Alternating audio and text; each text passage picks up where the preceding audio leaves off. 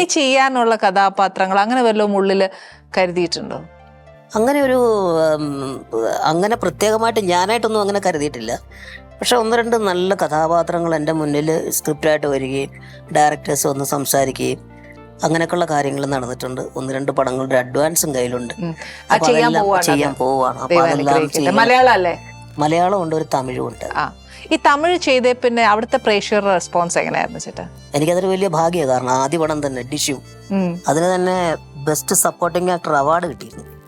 അതിൽ ജീവൻ ഞാനും കൂടെ ഉള്ളൊരു കോമ്പിനേഷൻ ഭയങ്കരമായിട്ട് ക്ലിക്കാവുകയും ആ സിനിമ സൂപ്പർ ഹിറ്റ് ആവുകയും ചെയ്തായിരുന്നു. അതിലെ പാട്ടാണ് ഈ ഡയലാമോ ഡയലാമോ, ആ പാട്ടൊക്കെ ആ സിനിമയിലാണ്. അപ്പോൾ അതിൽ സ്റ്റേറ്റ് അവാർഡ് കിട്ടിയതിന് ശേഷം പിന്നീട് ആ ഒരൊറ്റ പടത്തോടു കൂടി തന്നെ ഒരു വലിയ ഒരു എക്സ്പോഷർ കിട്ടി.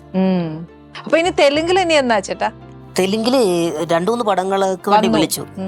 ലാംഗ്വേജിനെ കുറിച്ച് ഓർക്കുമ്പോഴാണ് ഒരു ഭയങ്കര പേടി. ഒന്ന്, രണ്ടാമത്തത് നമ്മുടെ ഇല്ല, രണ്ടാമത്തത് നമ്മുടെ ഒരു 3-4 പടങ്ങള് തെലുങ്കിലേക്ക് ഡബ് ചെയ്തിട്ടുണ്ട്. അത്ഭുത ദ്വീപ്, ഈ പറഞ്ഞ കാവലൻ, ഏഴാം അറിവ്, അതുപോലെ 3-4 പടങ്ങൾ ഈ അടുത്ത് ചെയ്തതെല്ലാം.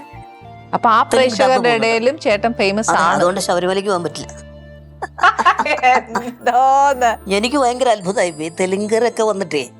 അത് കഴിഞ്ഞപ്പോഴും നമുക്ക് മനസ്സിലായി, ഈ പടങ്ങളൊക്കെ പ്രത്യേകിച്ച് അത്ഭുത ദ്വീപ് ഒരിക്കലും ആളുകൾ പെട്ടെന്ന് മനസ്സിൽ നിന്ന് പോവില്ല.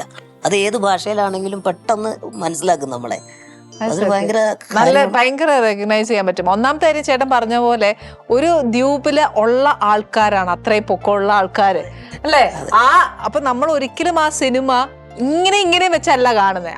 ഇതാണ് നമ്മൾ കാണുന്നത്, ആ മനുഷ്യരെയാണ് നമ്മൾ കാണുന്നത്. അപ്പൊ ഈ ഐഡന്റിറ്റി മിക്കവർക്കും കിട്ടിയിട്ടുണ്ടാവും അല്ലേ? അത് മാത്രമല്ല, ആ സിനിമ കഴിഞ്ഞതിന് ശേഷം ഒരു 300 പേരുള്ളതിൽ 100 പേരോളം കല്യാണം കഴിച്ചു.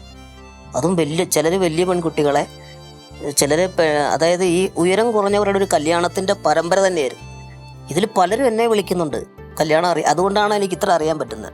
ഈ അത്ഭുത ദ്വീപിന്റെ ലൊക്കേഷനിൽ നമ്മൾ നിൽക്കുന്ന സമയത്ത് പലരോടും അവരുടെ ജീവിതമൊക്കെ ചോദിക്കാറുണ്ട് സമയം കിട്ടുമ്പോൾ ഞാൻ വിളിച്ചിട്ട്. അപ്പൊ അങ്ങനെ പലർക്കും കല്യാണം കഴിക്കണം എന്ന് ആഗ്രഹമുണ്ട്, പക്ഷെ പെണ്ണ് കിട്ടത്തില്ല. ചിലർക്ക് എന്താ പറയുന്നത്, ചിലരെ നല്ല തേപ്പ് കിട്ടിയ ആൾക്കാരുണ്ട്, സങ്കടത്തോടൊക്കെ എൻ്റെ അടുത്ത് വന്ന് പറഞ്ഞിട്ടുണ്ട്. പക്ഷെ അതെല്ലാം ഇതോടുകൂടി, ഈ പടത്തിന്റെ റിലീസോടുകൂടി എല്ലാവരും വളരെ ഹാപ്പി ആയിട്ട്. പക്ഷെ അതൊരു നല്ല കാര്യമല്ലേ? ഇല്ലാന്ന് ഒരിക്കലും ഞാൻ പറയില്ല. കാറ്റഗറൈസ് ചെയ്ത് വിട്ട ആൾക്കാര് അതൊരു ജീവിതത്തിലേക്ക് അവർ ഇറങ്ങാന്ന് പറയുന്നത് ഒരു വലിയ നല്ല കാര്യമാണ്. ഒന്നുകൂടെ ഒന്ന് അപ്ഡേറ്റ് ആയിട്ടുണ്ട് ആ കേസ് കേട്ട്. അതായത് ഉയരം കുറഞ്ഞ പെൺകുട്ടി, ഉയരം കൂടിയ ആണ്, അങ്ങനെയൊക്കെ ഇപ്പൊ അതാ ഞാൻ പറഞ്ഞ അങ്ങനെ.